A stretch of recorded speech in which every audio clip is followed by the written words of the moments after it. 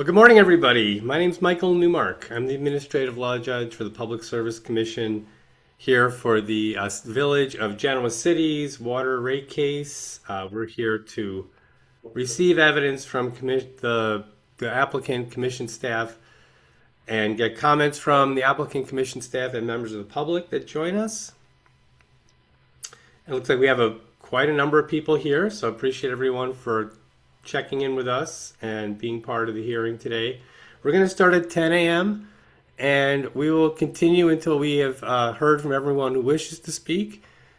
First, what we do is we will check in the documents that were filed in the case. We'll check those in and enter them into the record. So we'll take the utility first and then commission staff, and then we'll open up the hearing for members of the public. But it's a pretty informal process. There's not a whole lot of presentation or discussion about what's being proposed, but I'll have the utility just give us a brief overview before the public's turn to comment. I don't make the decision in the case. What we do is I prepare the record that the decision maker uses.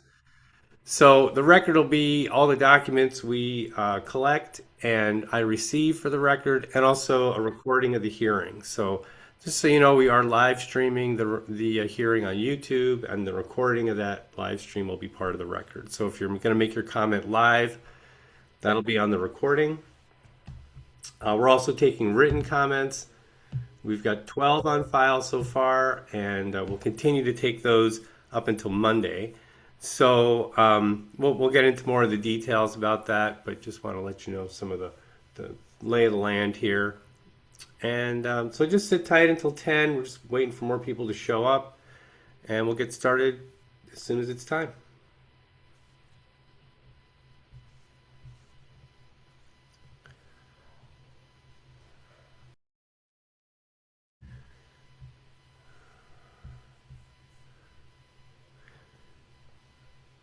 So we have a lot of people connected, and I did want to identify the people representing the utility.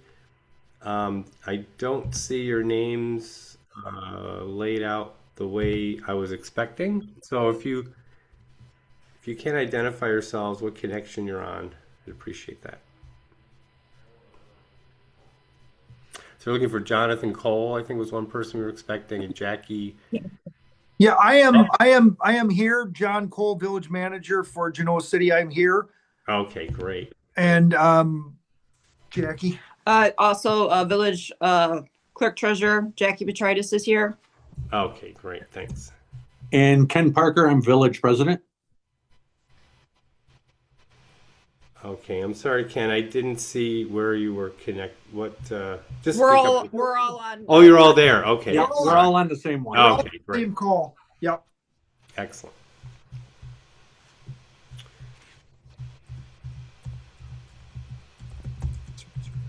I'm just going to add your names here so people can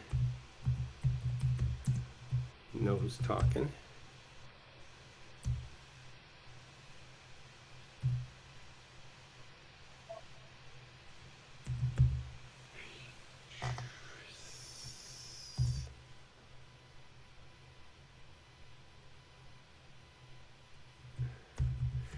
And Ken, can you give me your last name one more time?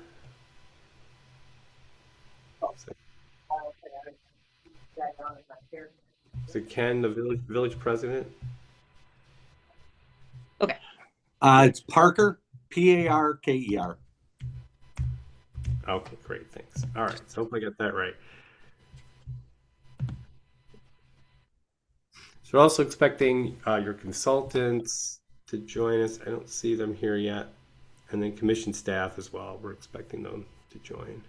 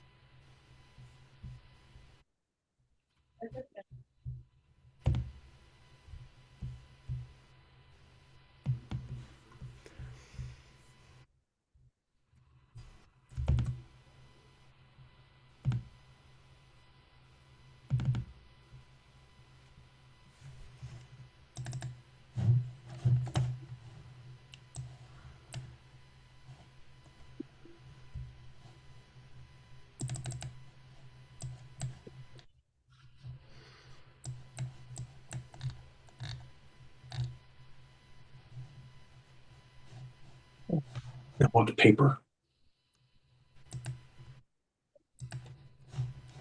Just want to make some notes off of these.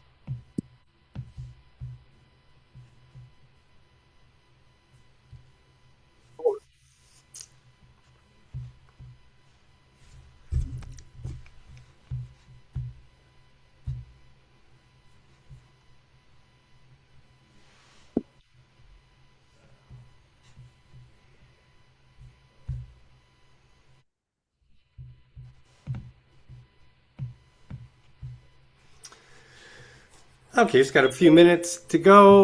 We have everyone we're expecting to join us, so we're just waiting for more members of the public to connect. We'll get started at 10. I'll continue to let people into the hearing, so apologize if I get distracted with those people chiming in, but just want to let people in as soon as we can.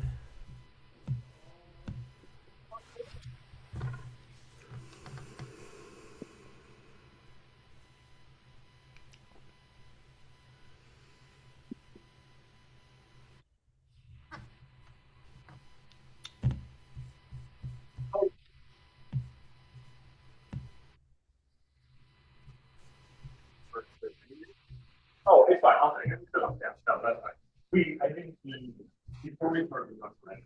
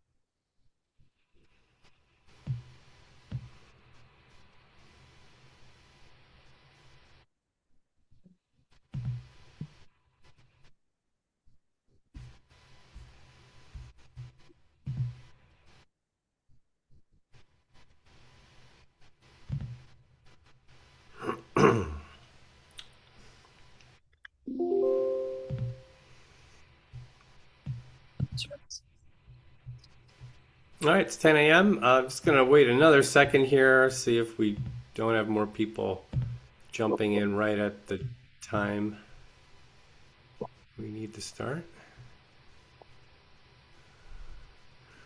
Looks like it's slowed down a bit.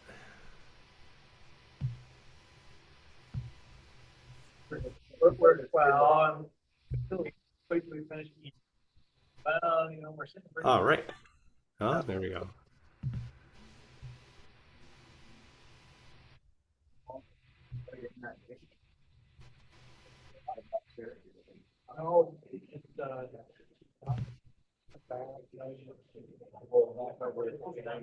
So Katie, I'm gonna mute you for now because there's people talking in the background on your line. But when it's time for the public to speak, I'll have you unmute when it's your turn.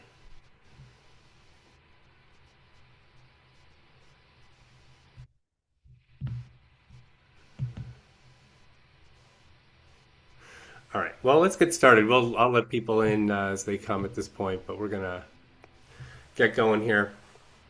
All right. Welcome everyone. This is Docket 2200 WR102, the Village of Genoa City.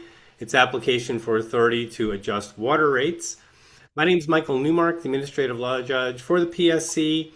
And the Public Service Commission is the agency that regulates water utilities, all utilities in the state. But today we're dealing with the water utility.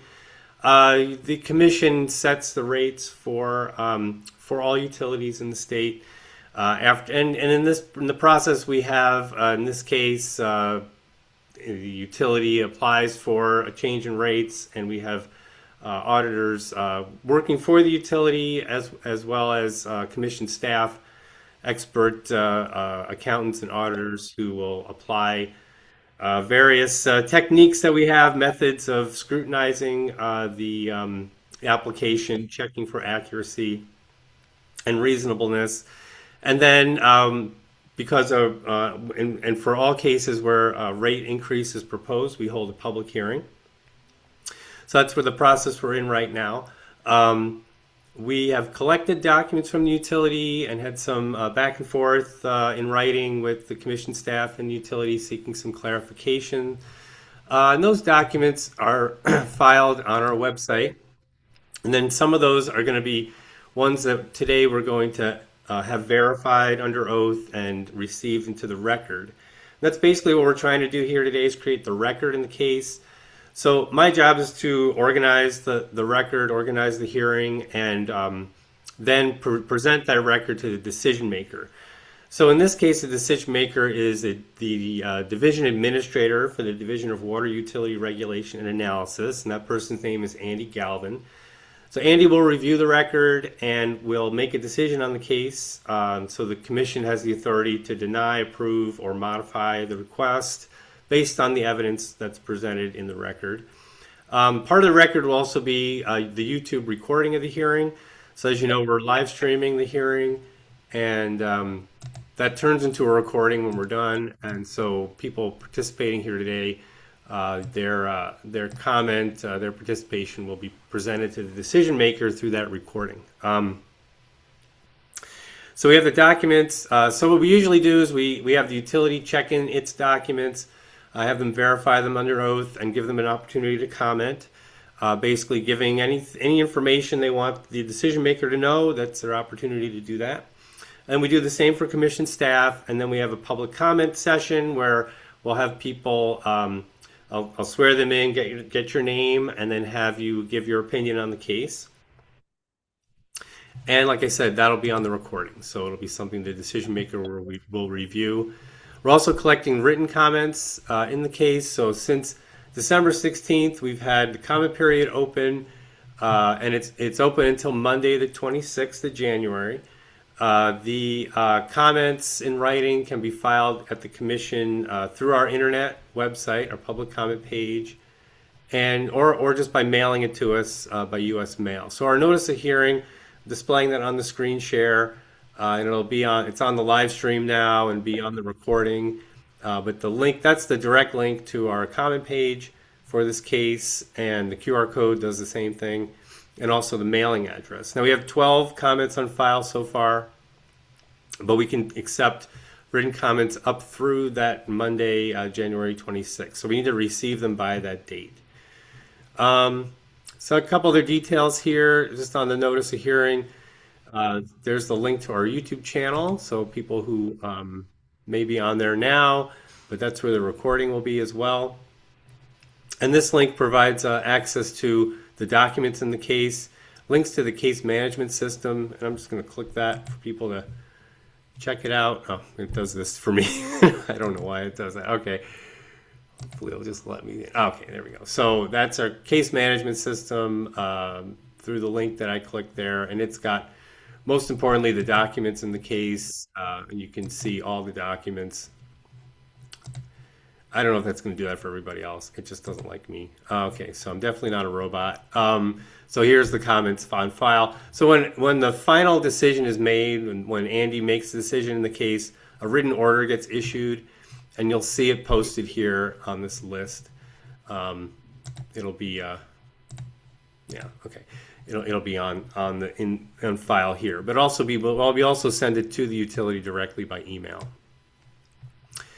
So that's kind of the basics here in terms of what we're doing today. I'll let some more people in here.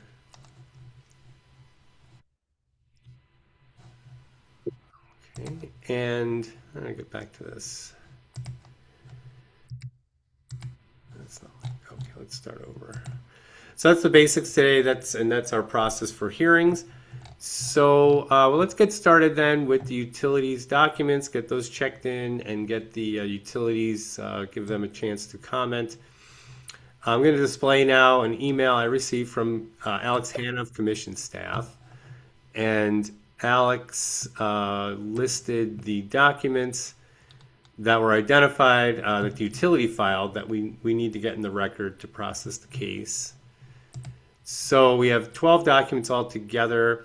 I'll just need someone from the utility who's familiar with those documents to speak up, and we can get those verified and checked in. So who do we have from the utility that can do that for us? Judge Newmark, I can do so. Oh, there you are. Okay. Let me, well, I'll leave with the screen. Let me spotlight you for everybody. Let's see how that works. Yeah, okay. Great. So let me swear you in first. Raise your right hand. And do you swear or affirm, tell the truth, the whole truth, and nothing but the truth? I do. All right. And can you see the screen share? I can. All right. So there's 12 documents listed all together. Are you familiar with those? I am. Are they complete and correct to the best of your knowledge? They are. All right. And do you have any comments? No comments at this time. Okay. And let me take you off there. So anyone else representing the utility wish to speak on behalf of the utility? Anything the utility would like the decision maker to know? We have no comments at this time. Okay, so that was the group of you at the village? Yes, this is John Cole, village manager. Okay, great, thanks. All right, so we'll turn to commission staff. We'll get the revenue requirement document checked in. I think that's Amanda Slater. Spotlight you there. All right. Do you swear or affirm, tell the truth, the whole truth, and nothing but the truth? I do. And for the revenue requirement exhibit, are you familiar with that? Yes. Is it complete and correct to the best of your knowledge? Yes, it is. Do you have any comments? Yes. Staff's exhibit did request that the utility make amendments to their 2024 PSC annual report, and I wanted to confirm that they have completed those. Okay, great. Thanks. Okay, so we'll move on to cost, service study, and rate design. Alex Hanna. Do you swear or affirm, tell the truth, the whole truth, nothing but the truth? I do. Are you familiar with the cost, service study, and rate design? Yes, I am. Is it complete and correct to the best of your knowledge? Yes, it is. All right, and do you have any comments? I have no comments at this time. Okay, great, thanks. All right, so there's opportunity for the public to comment. I have many people here, so like I said before, I appreciate everyone joining us and giving us a chance to hear your opinion on the case. Our process is similar to what you just saw. I'm going to call your name and have you turn on your screen and unmute. And then I'll get your name for the record, swear you in, get your name for the record, and have us give us your comment for the decision maker. Before we get started, though, I think it may be useful. I don't know if the utility has seen some of the written comments and maybe can address some of the concerns that are being discussed there, or at least just give us a overview of what the basic cost drivers are that back up this rate increase request. So someone from the utility, can we just have you introduce that info for the public? Anyone want to start that? Brian, did you want to take that or? Sure, I can start that. So Yeah, go ahead. the main driver for this rate case, Judge Newmark, is one, it's been a long time since the full rate review. Two, costs have increased since that time. In addition, there are upcoming improvements that the utility is going to make in order to continue to provide safe drinking water. The utility had Ellers look at a long-range cash flow analysis to evaluate options to adjust rates. When we do that long-range cash flow analysis, we have several goals in mind, understanding that this is a regulated utility, so we do have to operate within a certain framework relative to the PSC standards, i.e., we can only choose a lever to pull in terms of how to adjust rates.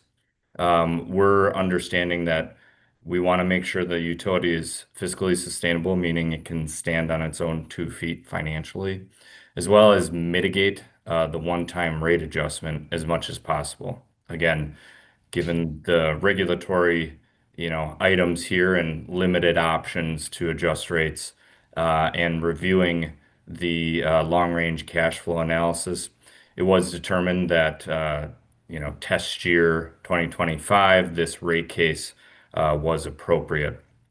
Waiting, for example, to a future test year would have yielded a larger increase just due to the additional asset base that would have been added, meaning they're adding more asset value than depreciating it in the near-term future. But also, the current test year provided the revenues necessary in order to fund some of those future assets. So we did present that information to the village board sometime in March. I can pull up that exact date if it's necessary. And then the village board directed Ellers to start the rate case application. When we completed that rate case application and filed it, it yielded the 16% increase, in which then the PSC confirmed that through their revenue requirement exhibit that Amanda Slater just swore in. So beyond that, some of the other elements of the case in terms of rate design, understandably, there's been some comments surrounding the public fire protection conversion. Like many municipalities, there are certain financial constraints under levy limits that affect the general fund and other funds of the government. Looking at the options to convert the public fire protection, as well as ensure that all water users are paying for that, meaning tax exempt users were not. A lot of this is on the PSC's website, but just kind of restating it so that there's kind of full understanding here. The village did choose to convert that charge from a direct municipal charge, which then shows up on the tax bill as part of the village portion of the tax bill, to the water bill. So that was kind of I think the main rate change here outside of kind of the contextual need for the additional revenues. Okay.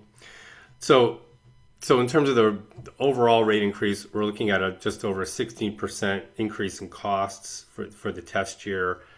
I think residents may be a little bit concerned because if you look at the average increase for the residential user. Let's see if I'm looking at the right schedule. Why don't we? From the cost of service and rate design, the last page, is that what you're speaking to? Yes. Yeah. I mean, it looked like it was much higher in terms of allocation. At least that's how it appears on the table. So am I getting this right, an 80%? It's 84.14 for the average residential user. Okay. And so is there any, can we give the public just a rationale for why that's, Sure. why it looks so different from what the overall increase is? Sure. And I'd also offer, if any PSC staff want to comment, as that is a PSC staff exhibit. but I can give my understanding. So I don't want to take words from the PSC. That 84% represents, the change in bills from old rates to new rates, including the public fire quarterly charge that will now be on the water bill that did not exist before. So that 84% does not acknowledge what someone would have paid through their tax bill. So we did provide in those presentations to the village board kind of what a sample taxpayer would be, taking a look at their statement of assessment and kind of gauging the average residential assessment that was just around $200,000. In looking at that, someone with that property value would have paid, with the 304,000 of PFP costs, which is also that number stated at the bottom of that chart. That is the total PFP cost for the system.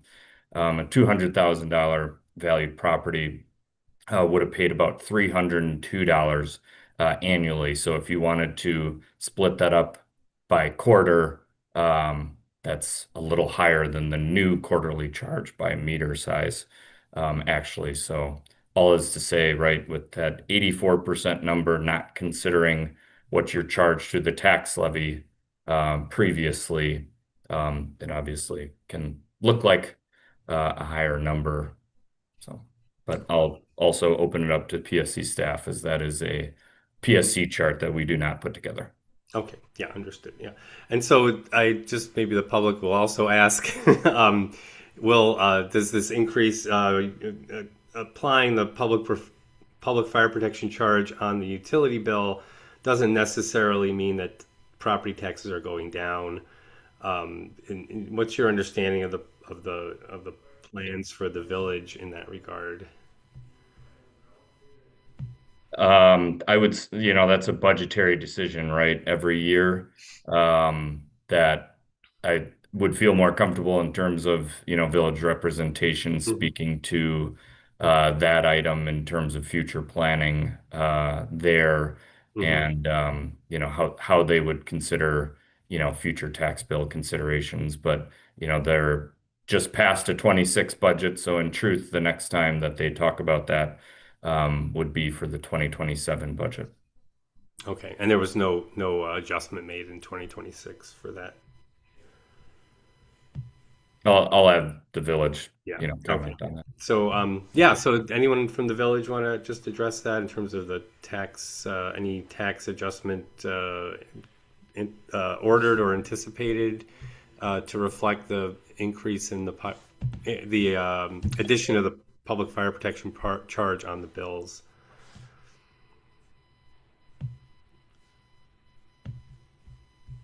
You want to say something, Ken? Go ahead. Yeah, So, who's this going to is- speak? I'm sorry, let's just get you on the screen then. Yeah, okay. And I'm going to swear you in, so raise your right Okay. hand. Swear or affirm, tell the truth, the whole truth, nothing but the truth.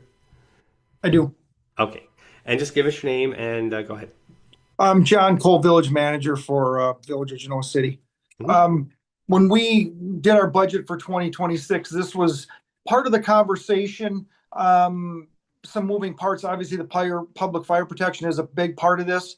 But the reality is the tax bills probably will not go down.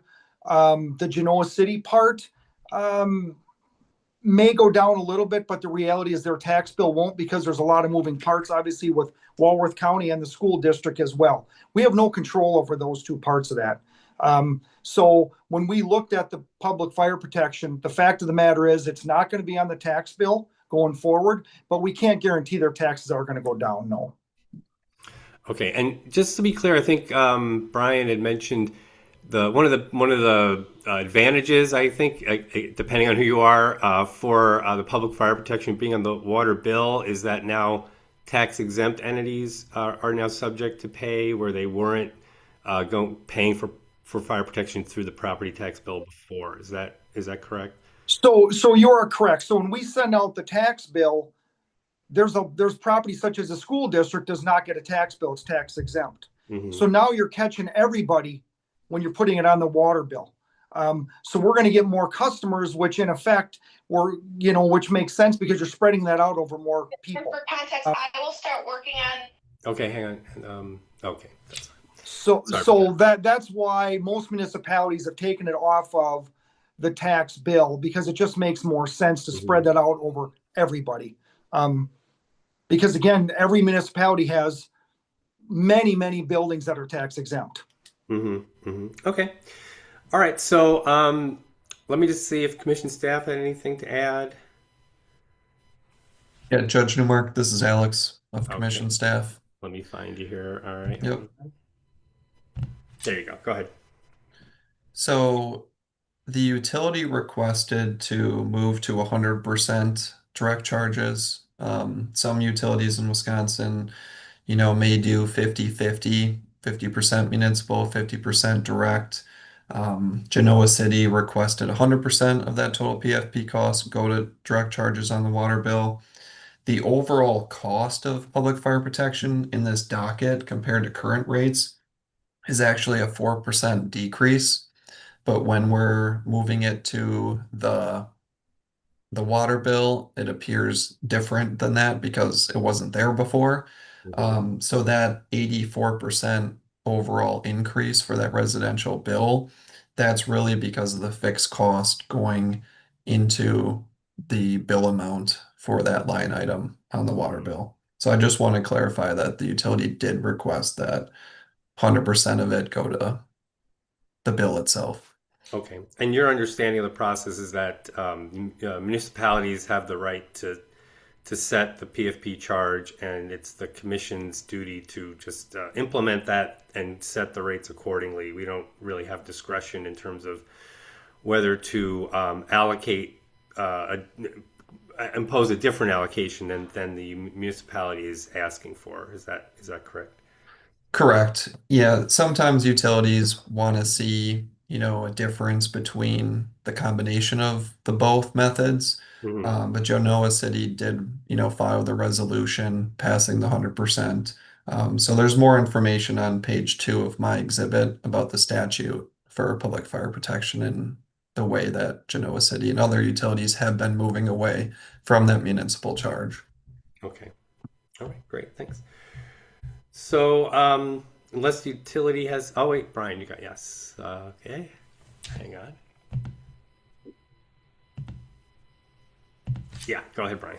If I may, it may be useful in this case if the customers could hear from the PSC, about how many utilities do charge it fully as a direct charge. I know I have some data from June of 2025, but just if PSC staff happens to have that available and ready, that might be helpful to share that Genoa City is not unique. Okay.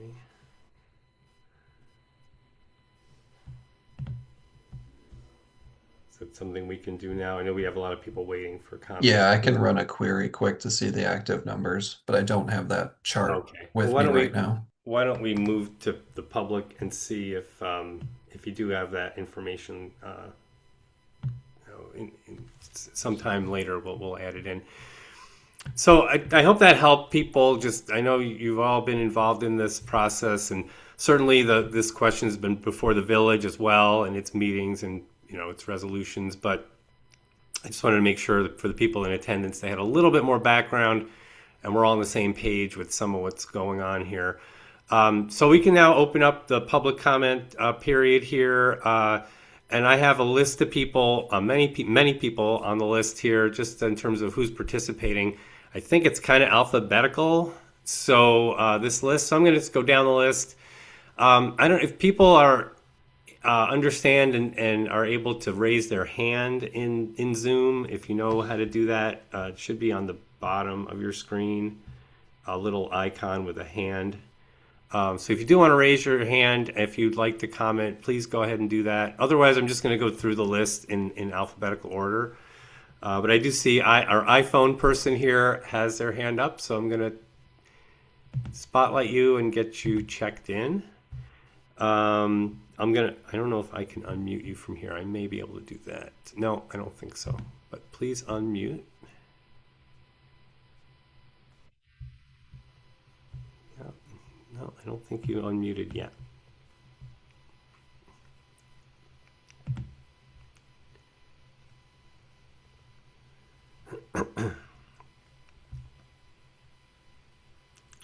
Any luck? All right, well, how about we work on that? And I'm just going to move to Katie next, and we'll get back to you, iPhone, once we're, just let me know when you're ready. So Katie, you had your hand up. Oh,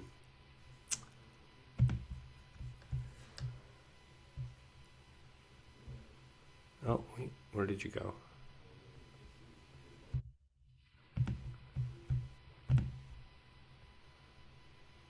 I don't see Katie anymore. Okay.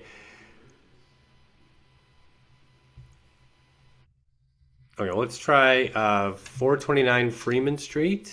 Did you want to comment?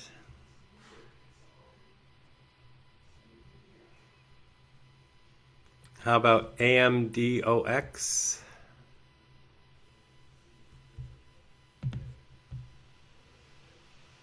How about people can't afford increases? There we go. Let's get you going here.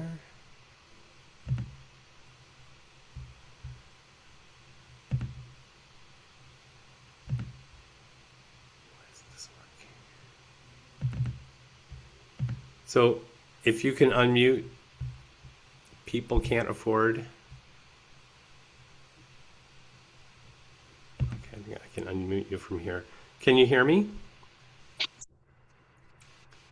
I can hear you. Can you hear me? Yes, excellent. Can you get your screen Okay. up? Your camera? I'm not sure if I'm able to. No. I don't Okay. see a thought to do that. So That's my fine. con- Okay, so my let me question is, swear you in first. So I'm gonna have you raise your right hand. Do you swear okay, or affirm, tell the truth, the whole truth, nothing but the truth? yes. And give us your name. My name is Sherry Koski. Okay, go ahead, Sherry. Give us your comment.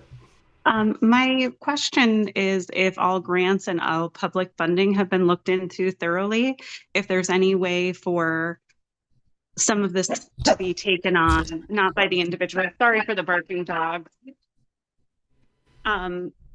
Anyway, some of this to be taken on by something other than the people, the residents.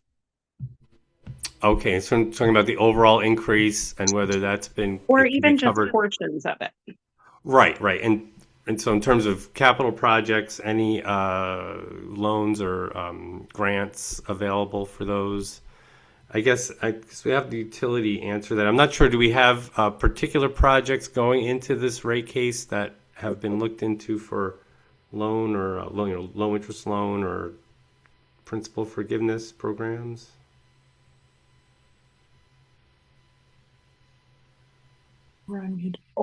It's John again, John Cole, village manager. We do look at all angles for everything.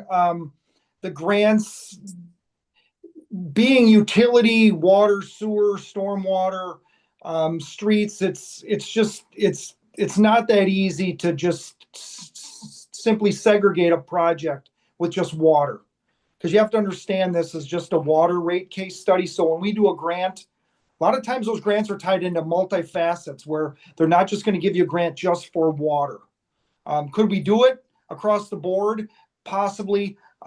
We've looked at it. It's complicated. It takes a lot of time and staff. We don't have a lot of big staff to do the grant writing and such. But again, we've looked at it and we've really not come up with anything that makes sense in our mind. So I guess that's where I'm at with that. Okay. Okay, well, let's hear from Ken. See, you got your hand up. Can you get your camera on and unmute?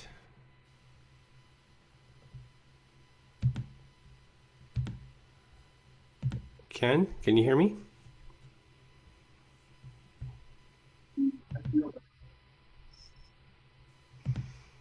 Ken, I see you there. You're unmuted.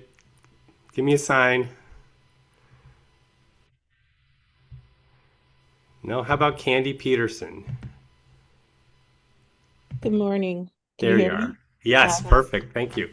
All right, Yes. I'll swear you in. Raise your right hand. Do you swear or affirm, tell the truth, the whole truth, nothing but the truth? Yes, I do.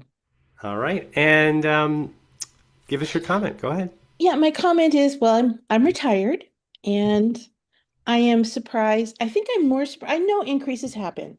I think I'm very surprised at 84%. As a retired person, I'm wondering how to incorporate that into increased property taxes, just increased living. 84%, it's a lot for a water bill. So that was just my comment. And Okay, great, thanks. So I think we tried to explain there, in the beginning that the fire protection charge is the bulk of that increase, and that it's there's the component for property taxes. You won't be paying for public fire protection through property taxes anymore. And we don't know if that means your property taxes are going to go down, but it's in terms of this increase, it's sort of, hopefully there'll be some sort of offset. You won't be double paying, but that's something you'll have to address with the municipality in terms of the tax rates. So Ken, we're still ready to take your comment. Katie, I see you there. Can you hear me? Yeah, there we go. Great, I gotcha. Okay, excellent. Let me swear you in. Swear or affirm, tell the truth, the whole truth, nothing but the truth. I do. Okay, go ahead with your, give us your name and comment, please. My name is Katie Corey. I'm concerned with, same as the other lady, about the rate going up to 84%. If my bill now is $300 a quarter, it's going to be almost $600. Talking single, I'm a single mom. You have single moms, you have retired, you have elderly, you have disability. People cannot afford that. So what is the steps when people can't afford that besides you get 2 warnings and they shut you off? And also there's no transparency in this, because in October when they put something out, it was only going to go up $70 a quarter. Well, now it's going to be 84%. There's this very different numbers that keep coming out. And if you won't bill people monthly, people cannot afford, I cannot afford $600 come March. There's got to be a better way, a system that this can work for both sides. Mm-hmm. Okay. All right. Well, thanks.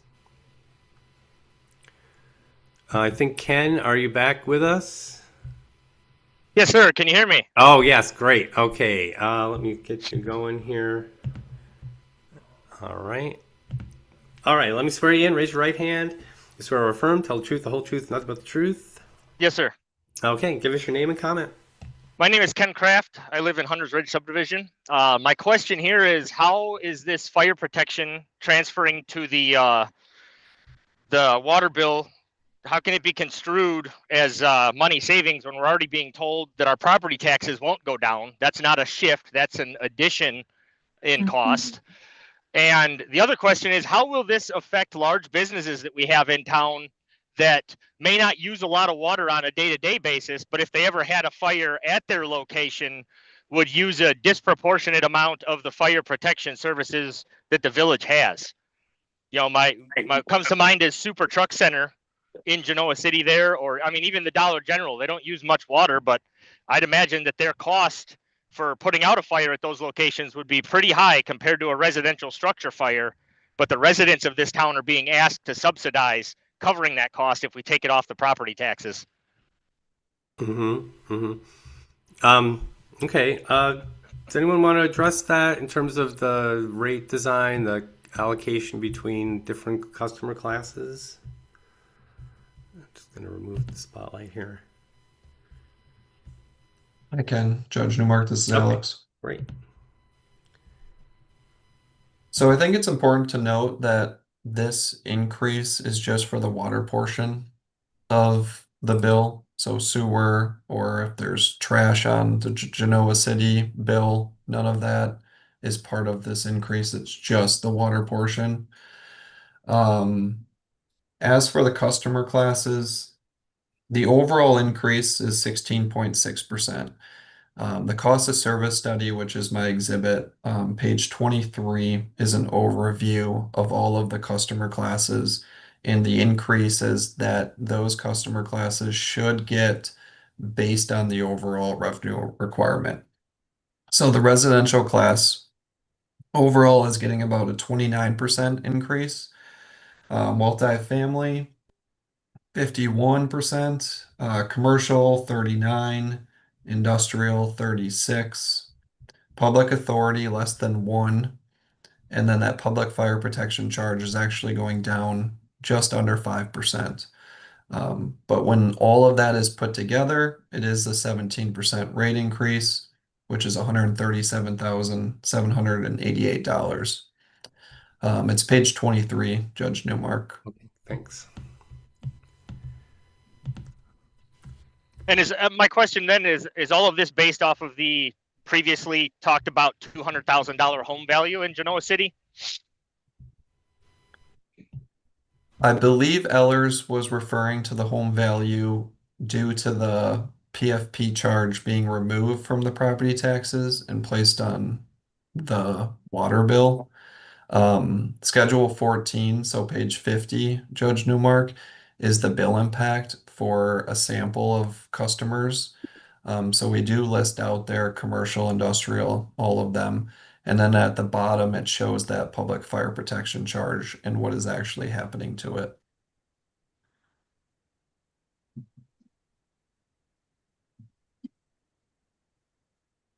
Okay, my concern with that was that I don't know many people after this last reassessment in Genoa City that are still living in $200,000 home values. That seems pretty outdated as a reference number. Yeah, so some utilities bill on property value for public fire protection. Genoa City is requesting that we use the equivalent meters method, which is a ratio. So it depends on the size of the water meter. So if you have a 5/8 inch meter in your home or business, you would receive a PFP charge of X. And then larger the meter, larger the increase. I was asked to run some numbers about the public fire protection charge earlier. The commission currently regulates about 575 water utilities. Of those 575 utilities, roughly 270 of them have 100% direct charges, which is what Genoa City is requesting. Approximately 180 of those have 100% municipal charge, which Genoa City currently has. And then 115 utilities have a combination of the two.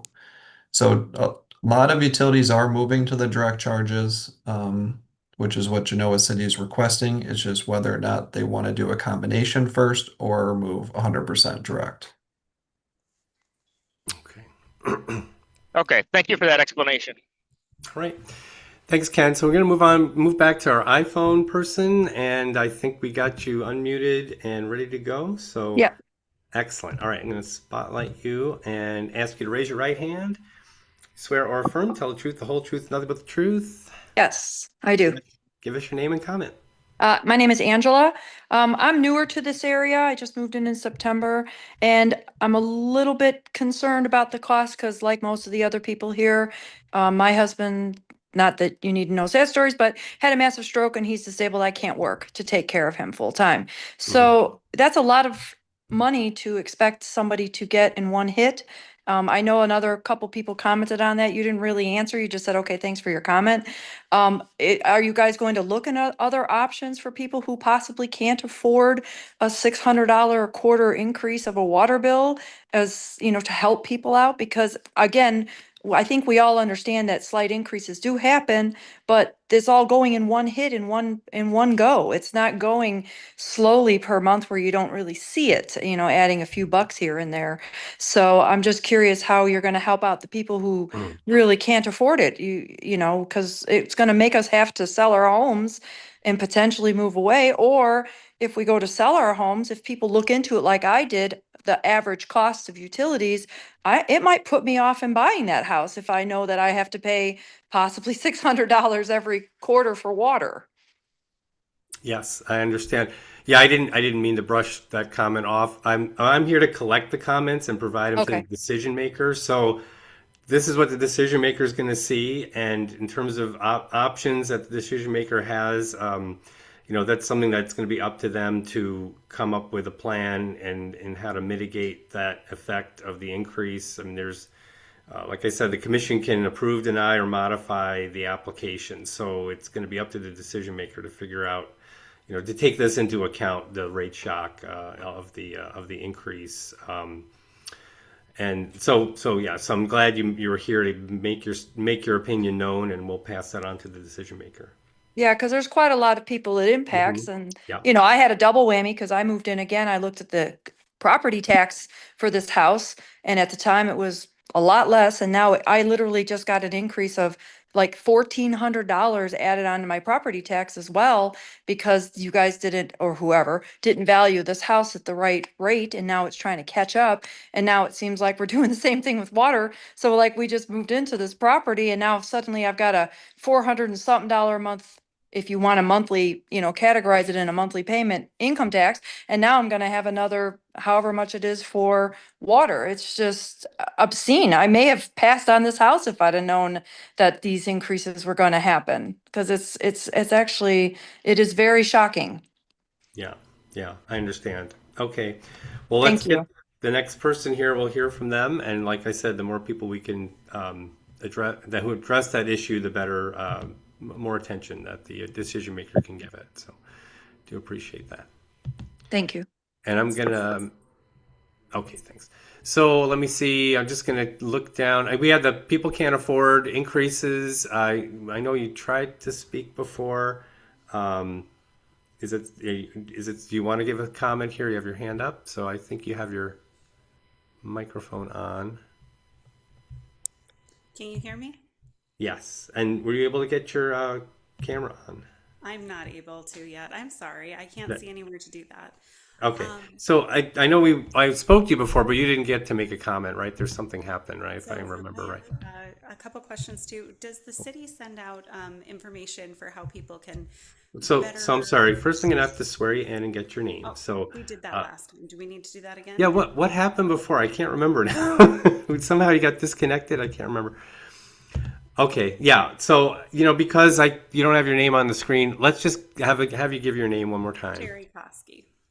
Okay. All right. Yeah. Go ahead. So you had a question? All right. So I have questions about whether the people of the community can do anything to change the costs of the water, such as making sure they're not flushing super fat things like oils. And does the city use a street sweep? Is some of the water issues created to runoff? What can be done, and are we educating the community so that we can avoid big increases and operational costs? Okay. So and if I can just gather some information from you, you're talking more to the effect of conservation of water. No, I'm talking about how like fatbergs and things like that cost a lot for municipalities to manage in their water treatment centers and in Oh. water management for areas, and how runoff from areas that are maybe a little bit more polluted, like golf courses and such like that, that water needs a special treatment. Oh, I see. Okay. So, let me turn off the screen share. I'm sorry.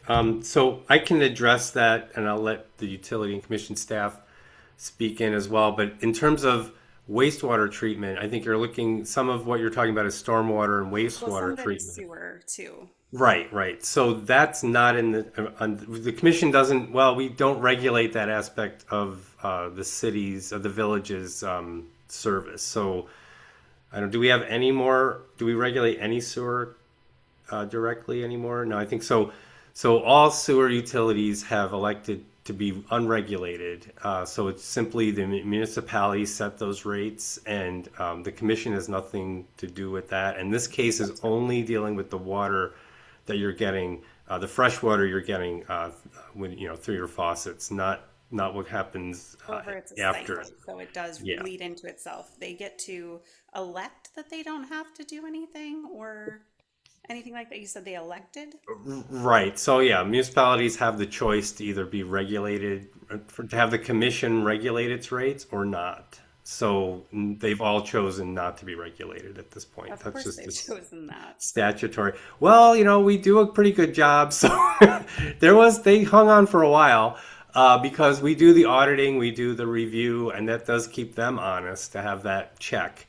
But at this point, no wastewater treatment is regulated directly. We don't set rates for those utilities. So, and this case has nothing to do with that. It has nothing to do with Right. recovering costs But for if we wastewater. can eliminate costs in some areas, then we can transfer that over, hopefully, or if we can communicate with the Yes. public. So I think you'd want to talk to the public and to the village, whoever provides your wastewater treatment. That's the people that you want to direct this question to. But otherwise, if you have other, I understand you're not certainly not happy with the proposed increase, and if you want to comment on, what's being proposed in the case, you can. I, again, like everybody else, have concerns that there are people that can't afford this and that it is coming at a time where people are already struggling so much. I think it's going to turn people away and make it hard to sell and leave. And obviously everybody needs housing, but this just is a big increase really quickly. You can go ahead and mute me again. Okay. All right. Yeah, I appreciate that. Thanks very much. So just going to continue through our list. People with their hands up first. Emily, you're at the top of my list right now. I see you there. Let me spotlight you there. All right. So raise your right hand. Do you swear or affirm, tell the truth, the whole truth, nothing but the truth? I do. All right. Give us your name and comment, please. Hi, my name is Emily Genoa, and I just would like to clarify things for my own notes so that planning. First of all, there's two different percentages listed in the letter. The first percentage that is listed in the letter is a 16.64%, and then later in the letter it talks about an 84.14%. Now, is that 16% included in the 84%, or is that going to be on top of the 84% increase?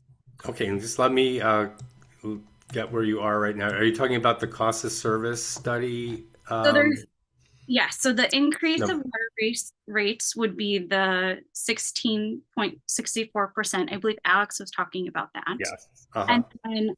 And then with the fire protection, it says that there's going to be an increase of 84%. So is that 16% increase for the increase of costs going to be on top of the 84%, or is that included in the 84%? So I'm going to have Alex explain that.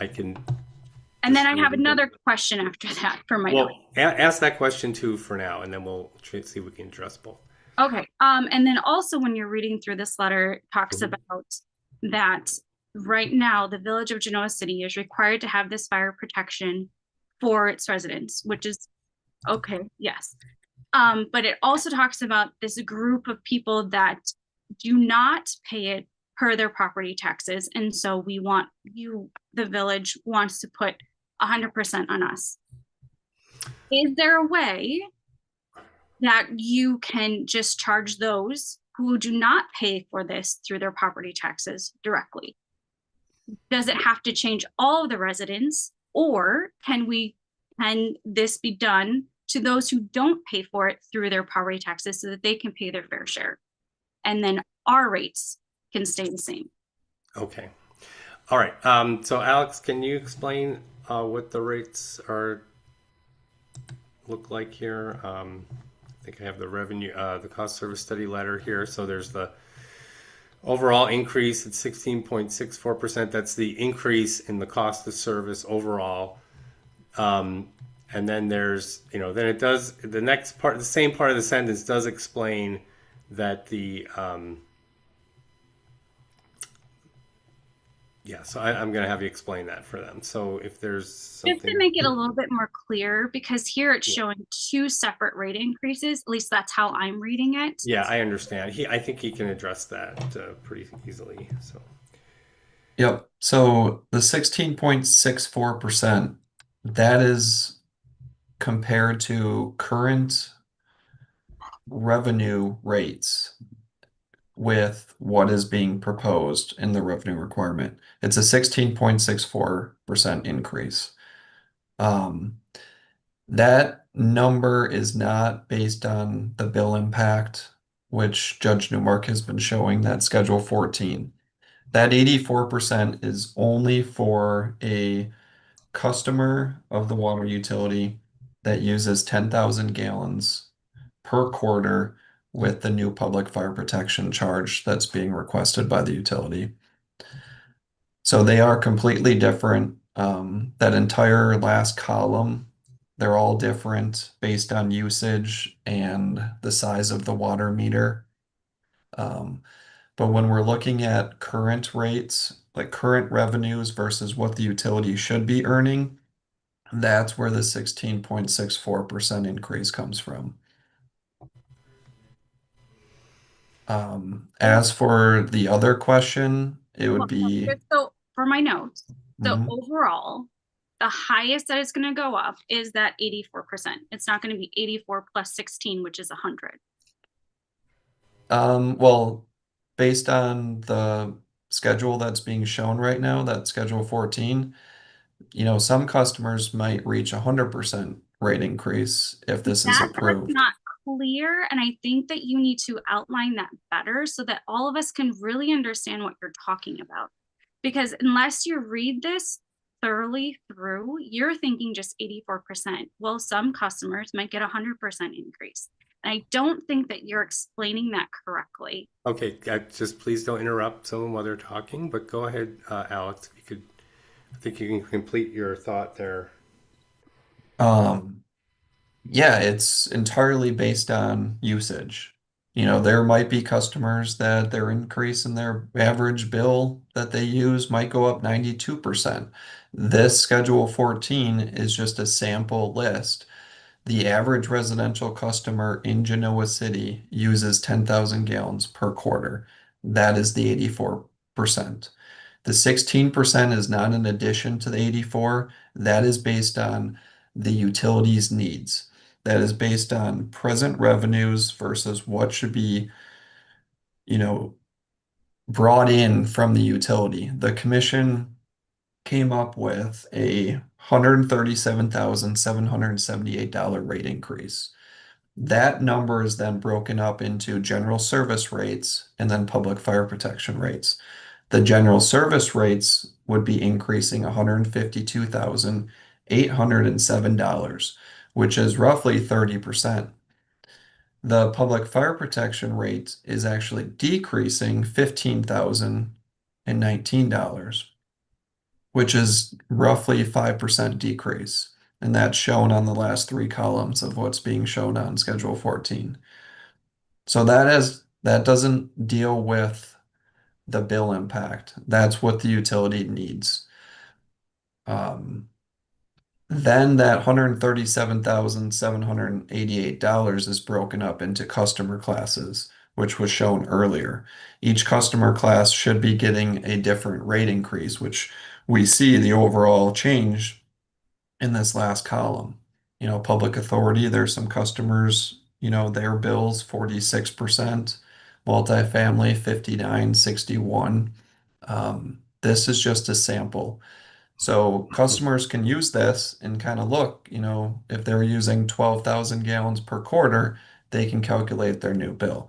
The 84.414 is we always refer to the average residential on that paragraph that the customer is talking about. And then also the utility can use that on the customer notice. Okay. And then what's the rationale for setting rates differently for different types of customers? Customer classes use different patterns, demands. If there's in a factory, they're using water differently than the average home. The local restaurant down the street, they're also using water differently. So these costs are allocated to those customers, and then rates are developed based on that. And the principle behind it is that depending on how you use water, you're incurring costs for the utility a certain way. And so that's why you're charged differently for your use rather than someone else's, a different customer class's use. And you gave an example of a commercial or an industrial customer. So what I understand is that those customers may be using a consistent amount of water throughout the day, and that's maybe cheaper per drop to provide than a residential customer who may need a lot of water in the morning. At 6 a.m., everything gets turned on, and then after that, it kind of sits and gets shut off.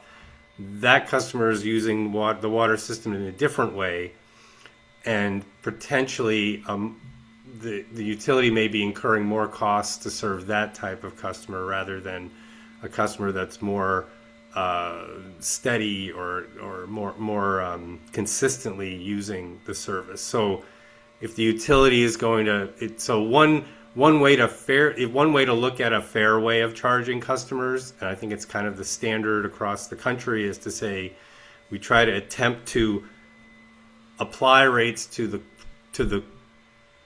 customer as they're incurring the cost, the way that they're incurring the cost. And that's also up to the decision maker to decide, well, are we being fair in this case? Is this how the rate should be allocated? And but this is a traditional way of looking at it, that if you're causing costs, we're going to try to recover those through the rates and how they're designed here. And so your percentage change is going to look different depending on your class and the way that class of customer incurs costs for the utility. Did I get that right? Close. Yeah. Yeah. In Schedule 12, which is page 24 of my exhibit,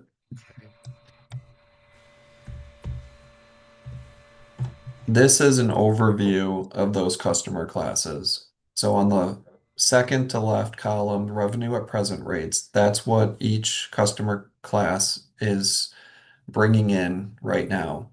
The cost of service study is what should be required with this rate case. And then the proposed rates is what the rates that are being proposed is doing. Ideally, that last column would be as close to 100% as possible for each one. Since Genoa City uses a declining rate block structure for all customer classes, it's not going to be 100% for each customer class, but this is just an overview of it. So right there, you see the 16.64%.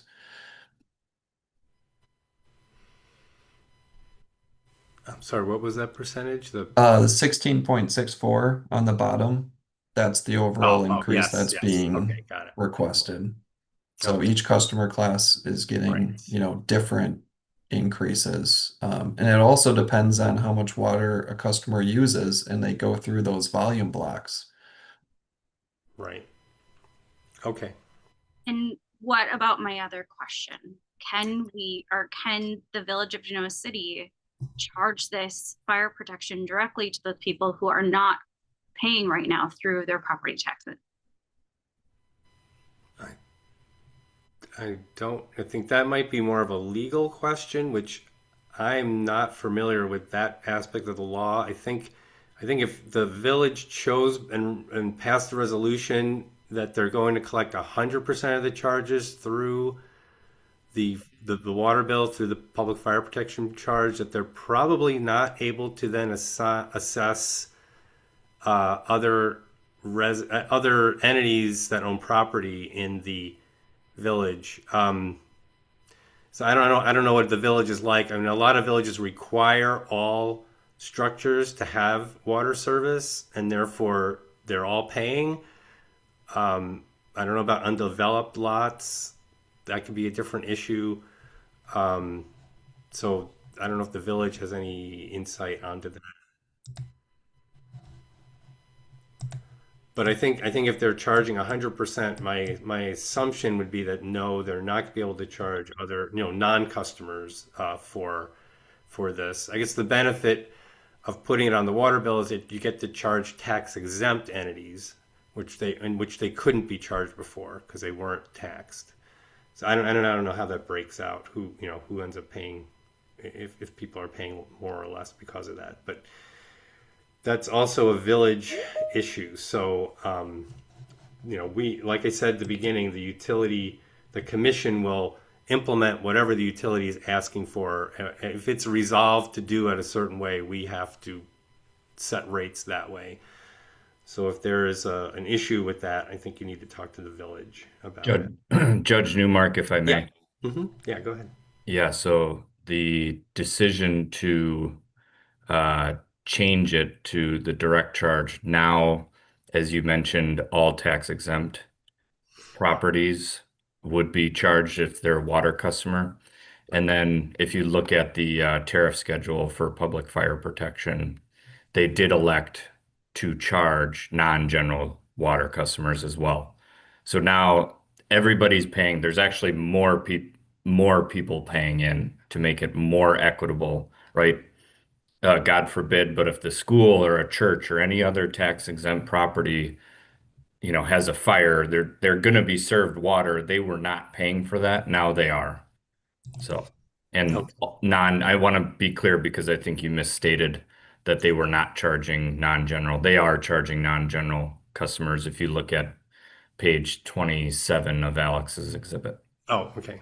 Yeah. So non-general, so people are, does that mean people aren't connected to the water system? Correct. Okay. Oh, okay. I wasn't aware of that. Because they would be paying through the tax bill currently, Right. as a taxpayer. So this is a way to capture both non-water customers and tax exempts. So everybody's paying. Okay. It's again like one of the goals and opportunities that the PSC provides through your statutes is to make it equitable so that everybody pays, and that's why you have this allowable language. So even if it's undeveloped property, you're still paying as if you had a 5/8 inch meter. Correct. Okay. All right. There you go. So there you go. Because they were paying before as a taxpayer. As a taxpayer. So you are capturing everyone to pay fire protection. Okay. Well, we still have a lot of people here wishing to comment. So I'm going to move on to the next person. But thanks for bringing those issues up. We have Joshua Darren. Are you able to unmute? Turn your camera on. There we go. All right. So can't see you really well, but then we're just going to move on with that. So let me, there we go. Excellent. Let me swear you in. Raise your right hand. Swear or affirm, tell the truth, the whole truth, nothing but the truth. I do. All right. Give us your name and comment. Hi, my name's Joshua Duran. I had two comments that I would like to ask. One, if everybody is being subjected to the fire protection now, why is there an increase if we know that there's going to be an increase overall because of those other entities being put onto that? Also, the other question is regarding the tax exempt individuals like the schools. Our county, our school district just went through an increase showing that they already have a problem with funding already. How is this going to help our school system in our township not struggle? It just seems very, overall, this doesn't seem very planned out. And it just seems like we're already taxed to our ears here with with the bills that we already have. How is this going to help benefit our community when we're decreasing at a 0.2% and our average age here is 38 years old? And that's only a 60-40 split, with most of those individuals being retired and our incomes being anywhere from $58,000 to $85,000. How is this justifiable? Mm-hmm. Okay. Well, I hear your concerns with the points you're making. I just want to, I don't know if we can really get you an answer to those questions, except to point out that overall the charge for fire protection is going down. That's what we indicate on this schedule, that it actually is going down, almost 5%. terms of the cost. And then when it comes to the decision to allocate this to to tax exempt entities, I totally understand what you're saying, but it is the choice of the village to do that, which they've done through this resolution back in September, to say we're going to now charge people on their water bill rather than the property taxes. So that's that, and like I said, the commission really doesn't have discretion to revisit that decision. That's a decision of the village that we now have to implement. So that may be a concern you want to bring up with the school district and with the village and with the other local governments, in terms of how what reflects the people's will the most. How do you want to allocate these charges? But at this point, the commission's we're obligated to go with this decision and put it into practice.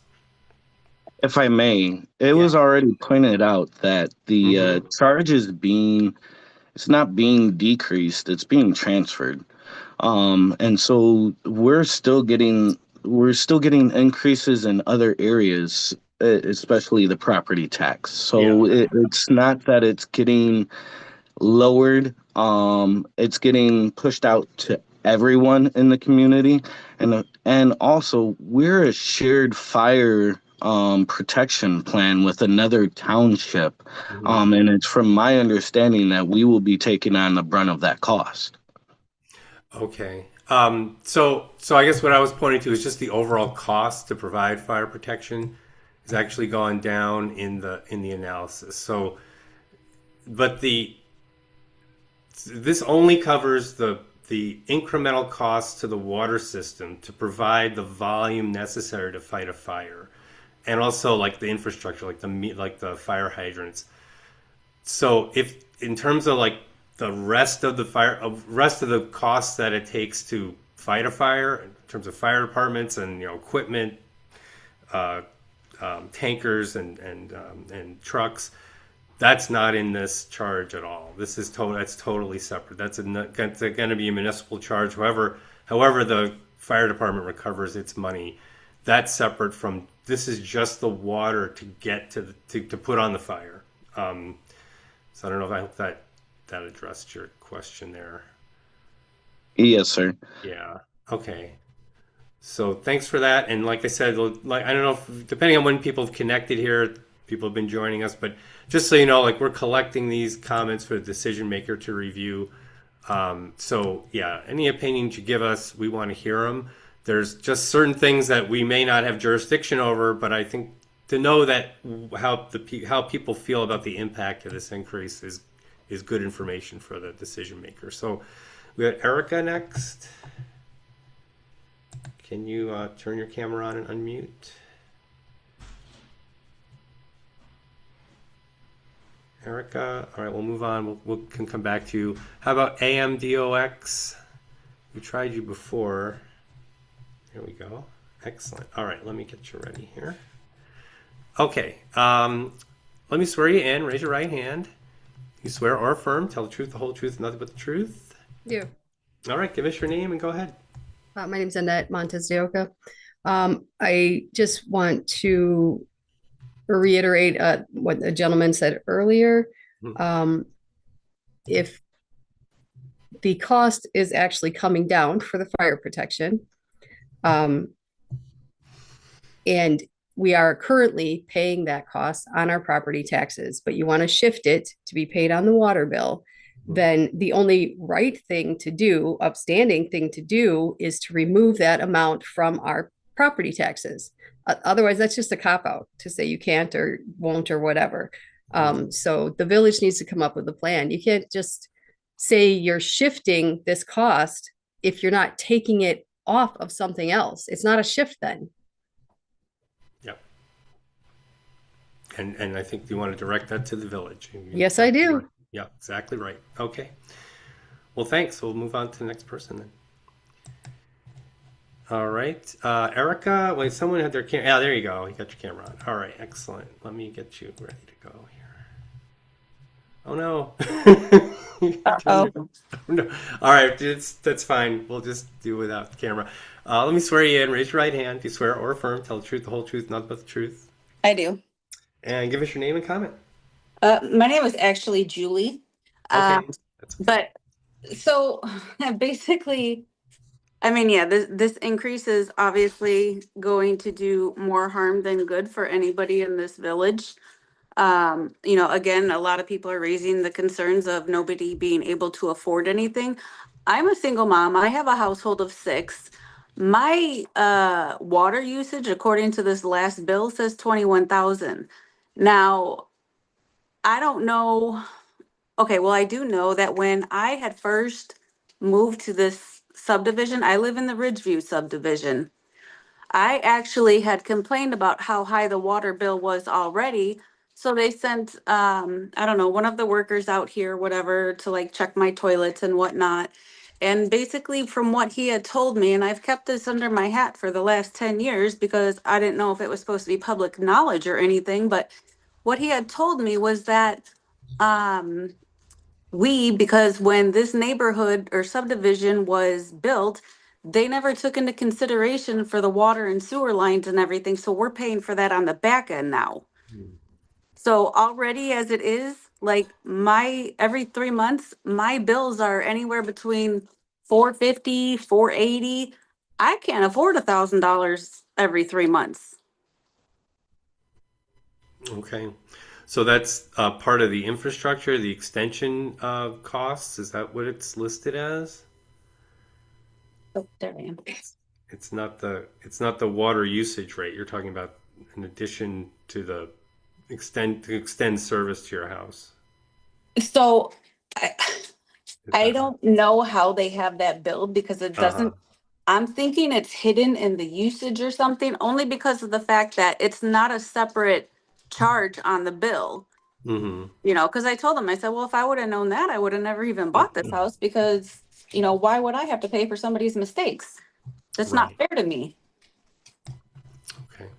Yeah, I would check with the village and make sure that's still current and that it's the charge is valid.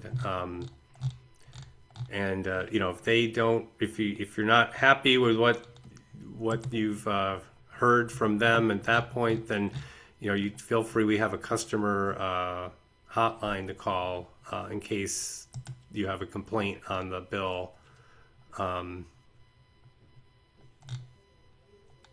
I can give you that's so if you called 608-266-2001, that's our complaint line. So, but I think first we're going to want you to, and you should talk to the utility about that. Maybe something's changed. Maybe there's something that that's been miscalculated, but I would ask them to review it with you because that's if it's something unique to your bill, you'd want to talk to them directly first.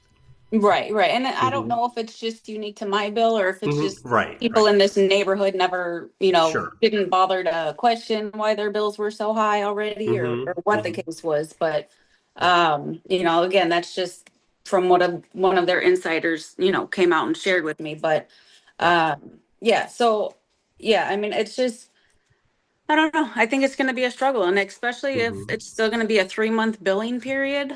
I mean, who can come up with that? Nobody. Not with everything at the cost of living going up and, mortgages, property taxes, all that, food, everything went up. So I don't understand how this 84% is supposed to do anything for us at this point other than want to get up and move. Yeah, I hear you. Is there a way that they would maybe consider doing like monthly billing on the water bills? So it's That's another decision the utility would have to make. So the commission wouldn't impose that on the utility, and it may end up increasing the costs. So it would depend on looking at that option.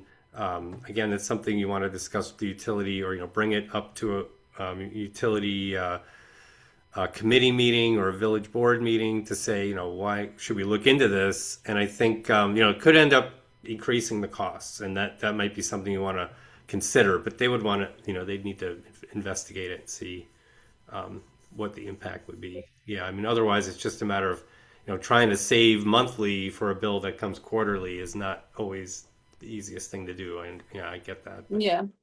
Um, but yeah, it potentially could increase the costs because you'd have to put in new billing systems and more frequent billings.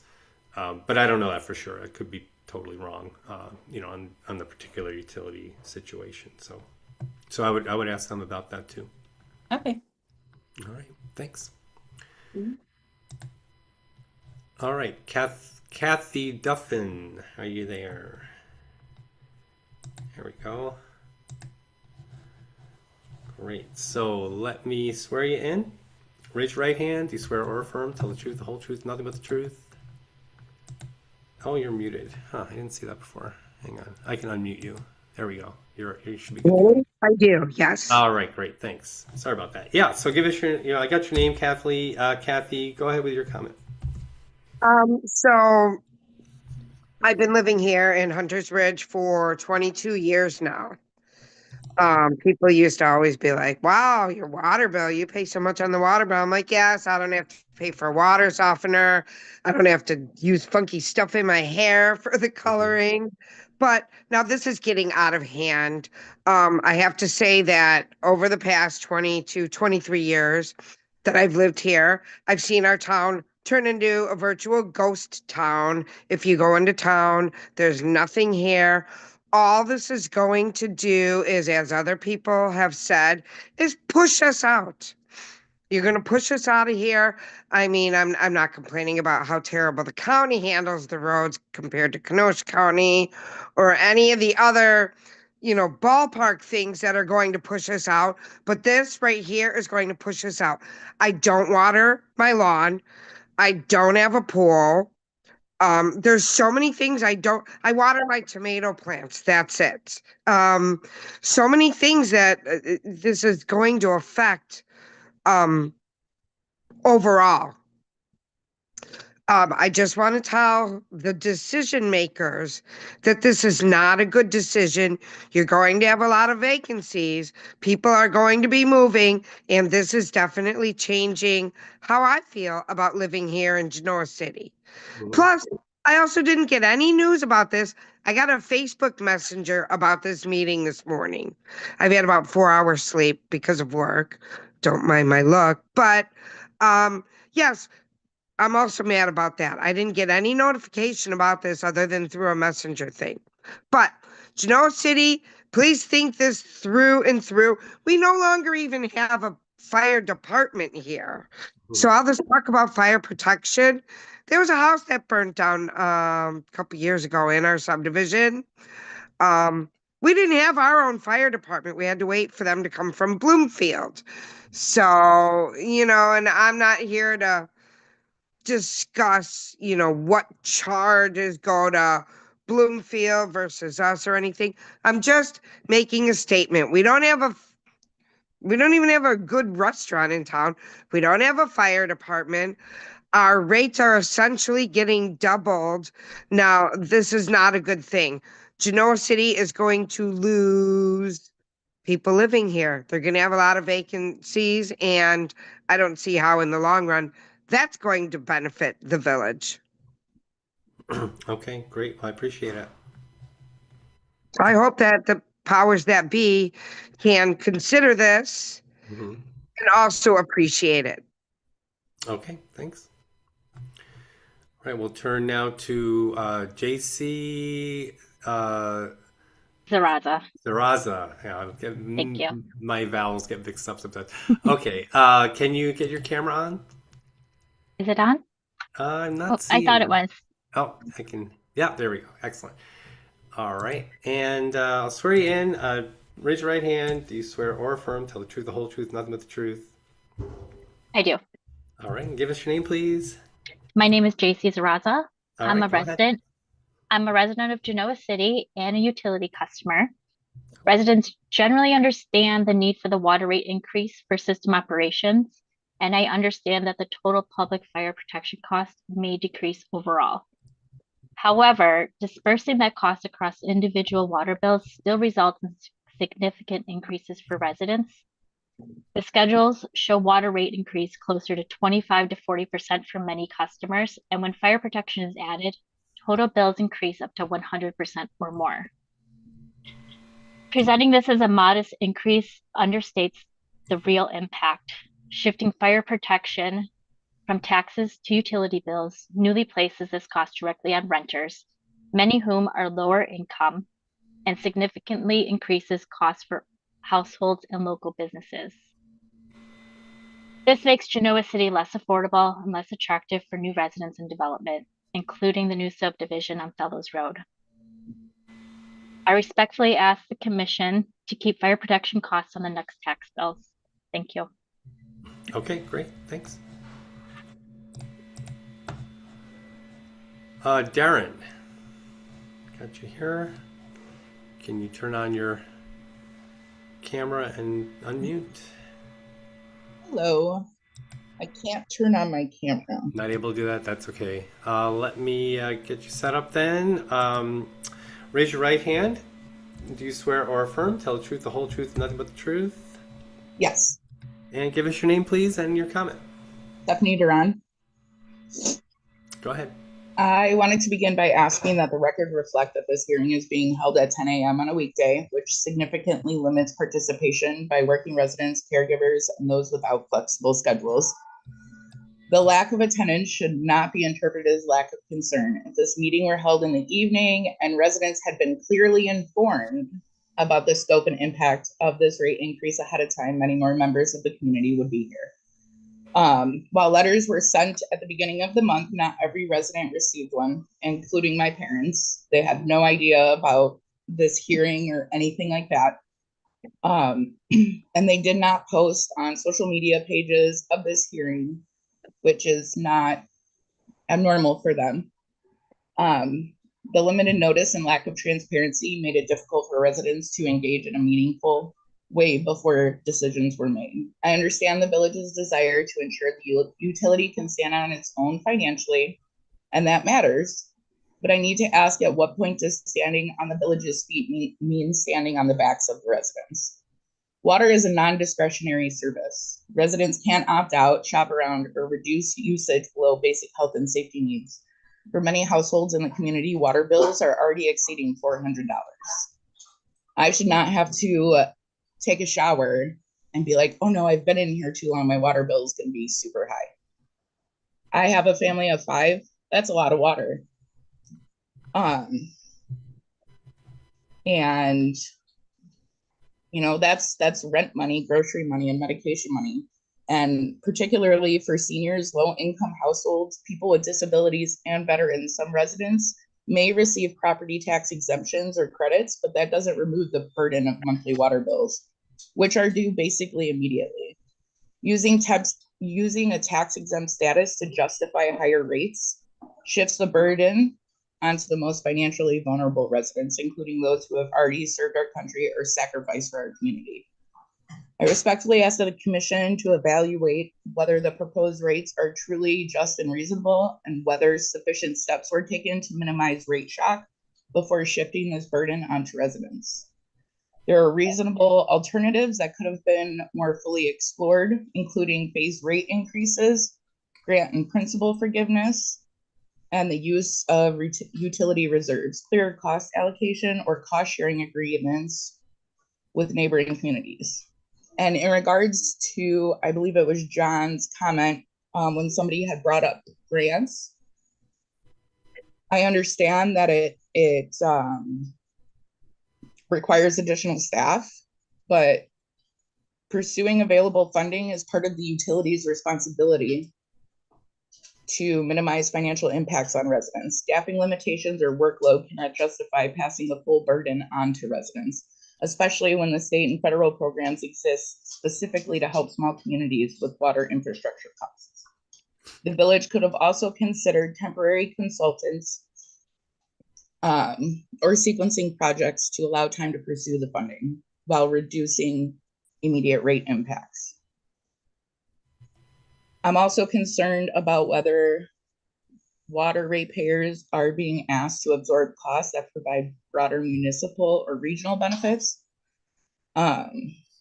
Those those costs should definitely be examined for fairness. If the commission does approve this application, I respectfully ask that there's a phased implement, like,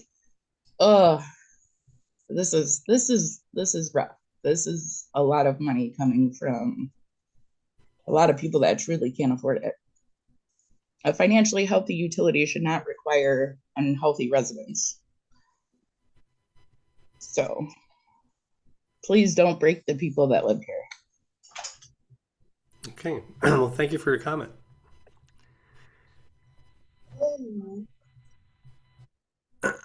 Okay, I did want to mention we had 54 people connected to the hearing at this time. I think it's minus the 6 utility and commission staff people. So, almost 50 people from the community connected. It's a very, very good turnout for this case. So I do appreciate everyone joining. I'm glad that you did find out about the hearing. It's significantly more people in this case than most other water utility rate cases. So I just wanted to mention that. But we have Robin next. Can you connect with us here? Excellent. Hi, All right. I'm Robin Lamberty. Okay, let me swear you in. Do you swear or affirm? Just raise your right hand. Swear or affirm, tell the truth, the whole truth, nothing but the truth. I do. All right, go ahead, Robin. Okay. So first, I want to say that this time frame for this meeting is very hard on the residents of Genoa City. So I wanted to make that a point. It would have been much nicer if we would have had it in the evening where more people could participate. I did a little research and I just wanted to know, which I also wrote into the commission, that Lake Geneva, Twin Lakes, Pell Lake, Lake Ivanhoe, Lake Como, and Richmond, all of these areas, Genoa City pays the highest in water. That's not even with the increase. So I do very much think that the village of Genoa City needs to explain the need for the increase and where the money was that we've been paying all this time. Where was that? The residents are going to be charged 100% more on their water bill. Where was the money 3 months ago? Why now? People cannot afford it. We have a household of 2 people. We are using 10,000 gallons. Imagine that lady that uses 5 or has 5 people in her home. Imagine what she's paying. And another lady had brought up the residents of Ridgeview, which I live in as well, that when the homes were built, that the city water and sewage were not, they were not rated properly when the homes were built. And it was put on the residents of Ridgeview and Hunters Ridge. I don't know if that's gone away by now, but we are paying more than the average residents in the Genoa City Village. All of this needs to be taken into account, and I really think that the village of Genoa City needs to be looked at, and they really need to put their cards on the table. And if there are grants that we could be applying for, we need to do it. We can't just say, well, it's too much work. That is unacceptable behavior. That's all I have to say. Okay, great. Thank you. Taylor Baker. Hello, can you hear me? Yeah, can you turn your camera on? I cannot. Okay, that's right. So let me just get your name up here. Excellent. Okay, so let me swear you in. Raise your right hand. Do you swear or affirm, tell the truth, the whole truth, nothing but the truth? Yes, I do. Okay. You're Taylor Baker. Go ahead with your comment. Yes. So this is just pretty much a comment to whoever's making the decision. We have lived here for almost about 12 years, I think we are on. And I'm just floored that our water is going up this much. Like, I understand, like, everything goes up, but like this increase is going to be very detrimental to everybody in our community. And we're a single family income. I have 2 small children. And after 12 years, we are considering leaving because there's no bonuses to living in Genoa City. And I also when somebody brought up about the grants, I think that the village should also look into those and figure out how to look into those. Um, and that's pretty much that's it. I'm just I'm just appalled. So Okay, that's fair enough. Yeah, we appreciate that. Thanks. Okay, Heather, you have your hand up. Great, I see you there. Let me swear you in. Raise your right hand, and do you swear or affirm tell the truth, the whole truth, and nothing but the truth? I do. All right, go ahead. You're Heather McGregor, right? Yes. So I've been living here since 2020, which we moved in a kind of tumultuous time frame. So we moved into the house knowing that the water bill would be high, but we had limited access to other houses at that time. It was just a crazy market. And I have seen a significant increase. At the time when we moved in, we had 2 children living here. They're since out, and our water bill has really not gone down very much. We are, for the most part, a one-income family, and the increase is just so much.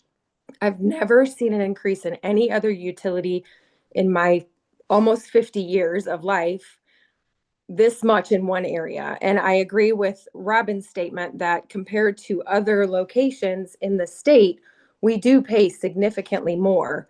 And it is concerning that this is all coming up when we have this larger new subdivision coming in. Are we in fact incurring some of those costs rolled into here? It feels a little like we might be.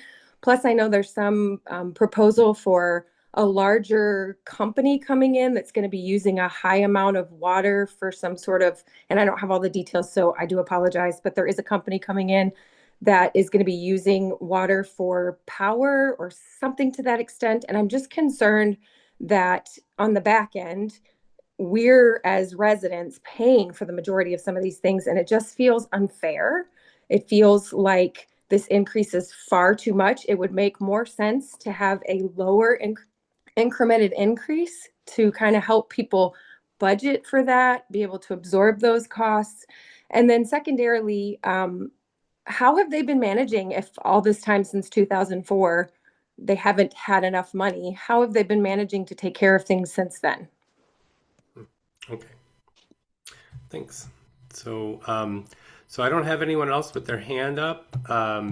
We were indicating towards the beginning. We indicated that would be helpful if you could put your hand up if you did want to comment.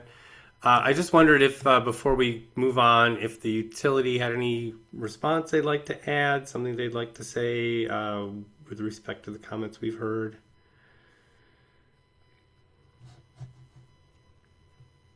No, not hearing anything. Okay. So does anyone else wish to comment that hasn't had a chance yet? I've been trying to add a C to your name if you made a comment. So if you see that on your screen. Also, I'm sorry, we did have a couple people connected by phone. 3 people, by the way. So you'll need to chime in. If you do want to make a comment, you're on the phone. You'll need to press *6 to unmute your phone. So I'm going to give you a second, a couple seconds here to do that. So 3 of you that we have connected by phone, you should know who you are. But if you do want to comment, just press that *6 on your keypad and let me know. Okay, not seeing anything yet. Otherwise, anybody else who hasn't commented yet wish to do so? No? Okay, not hearing it for anybody. Well, I did want to say that I do appreciate everyone's participation. This is a very robust record with lots of people obviously concerned and very passionate about it. And I think that's going to definitely be presented to the decision maker and be very persuasive in terms of making the decision. I do want to share back on the screen the notice of hearing. So just displaying this again for some background on recap that we are still going to accept written comments up until Monday. Best way to do that is to use our public comment website so we can get that comment immediately. Also, you have until Monday to mail that. We need to receive a mailed comment by Monday as well. So we can take those comments either way. but it may be safer to get it to us through the website at this point. All right. So, and like I think I mentioned, we had 14 comments, I think, filed so far, and so we'll take whatever we can get until the deadline.